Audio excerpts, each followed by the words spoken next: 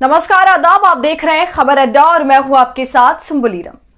महिला दिवस पर संदेश साफ है, बीजेपी से बेटी बचाओ। क्यों विपक्ष ऐसा कहने पर दोस्तों निहायती मजबूर है? क्या आप जानते हैं इस कटाक्ष के पीछे की जो कहानी है वो इतनी जघन्य और घटिया है कि पूछिए मत। दोस्तों, ये जो तस्वीर आप अभी अपनी स्क्रीन पर देख रहे हैं ना, उसे जरा ध्यान से देखिएगा। ये आदमी जिससे मोदी जी हाथ में ला रहे हैं, उस आदमी को ऑस्ट्रेलिया की अदालत ने 5, 10 या 20 नहीं बल्कि 40 साल की सजा सुनाई है। जी हां, 40 साल, और जिसमें 30 साल तक वो बिल्कुल ही अंदर रहेगा। कोई पैरोल उसे नहीं दिया जाएगा ताकि वो बाहर आ सके।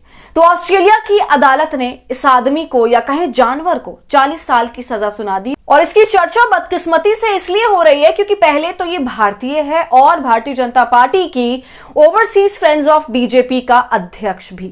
तो पूरा मामला क्या है, किन किन केसेस के लिए, महिलाओं से जुड़े घटिया अपराधों के लिए इसे ऐसी सजा सुनाई गई है, और साथ ही अब विपक्ष भाजपा की कैसे बखिया उधेड़ रहा है, सब आपको बताएंगे इस वीडियो में। तो आप हमारे साथ अंत तक बने रहिएगा।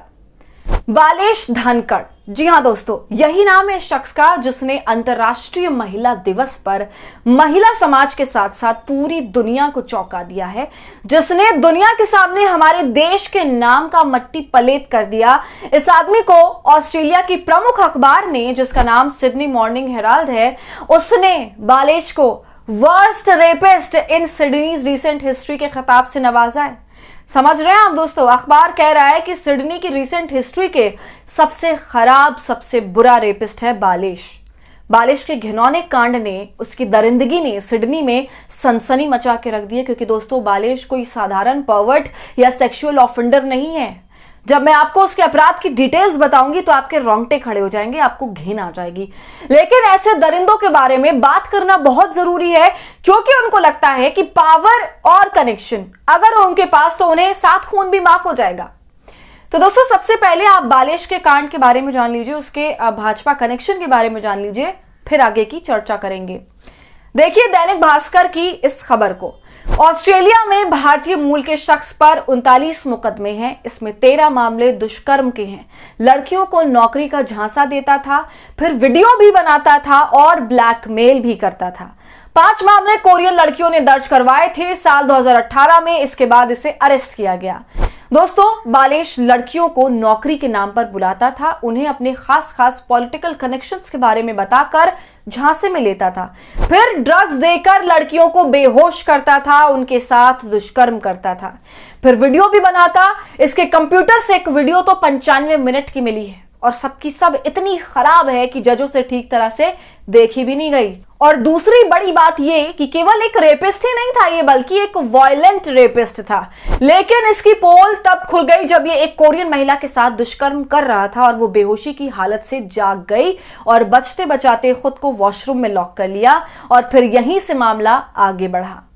तो दोस्तों, समझ रहे हैं आप कितनी चालाकी से ये सारा गंदा अपराध करता चला रहा था। पहले फर्जी एडवर्टाइजमेंट देकर नौकरी के नाम पर लड़कियों को बुलाता, फिर उनके साथ गलत काम करके वीडियो बनाता, फिर उन्हें ब्लैकमेल भी करता। इसका कंप्यूटर और फोन दोस्तों ऐसी वीडियो से भरा हुआ था। और अब जाकर इस मामले से जुड़ी आज ये खबर आई है कि हरियाणा के इस बालेश धनखड़ को सिडनी में 40 साल की सजा मिली है। तो 40 साल के लिए 5 कोरियन महिलाओं के साथ दुष्कर्म करने के मामले में दोषी पाया गया है। यानी ये तो अभी केवल 5 का ही मामला है, मगर ना जाने इसने कितनों के साथ ऐसा किया है।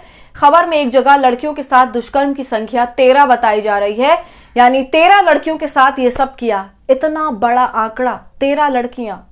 दोस्तों, अब इसके पॉलिटिकल कनेक्शन पर आप ध्यान दीजिए। ये कोई आम सा कार्यकर्ता वगैरह नहीं था, बल्कि ये ओवरसीज फ्रेंड्स ऑफ बीजेपी का अध्यक्ष है। इसके साथ ऑस्ट्रेलिया के हिंदू काउंसिल का भी प्रवक्ता है।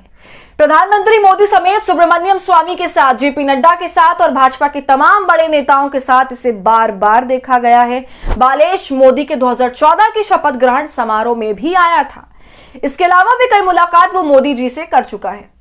तो समझ लीजिए कितनी पुरानी, दशकों पुरानी दोस्ती है जनाब की। दैनिक भास्कर बता रहा है कि बालेश धनखड़ की सिडनी की अदालत ने कोरियन महिलाओं के साथ दुष्कर्म के मामले में 40 साल की सजा सुनाई। इसमें 30 साल बगैर पैरोल की अवधि है, यानी 30 साल तक इसको पैरोल नहीं मिलेगी।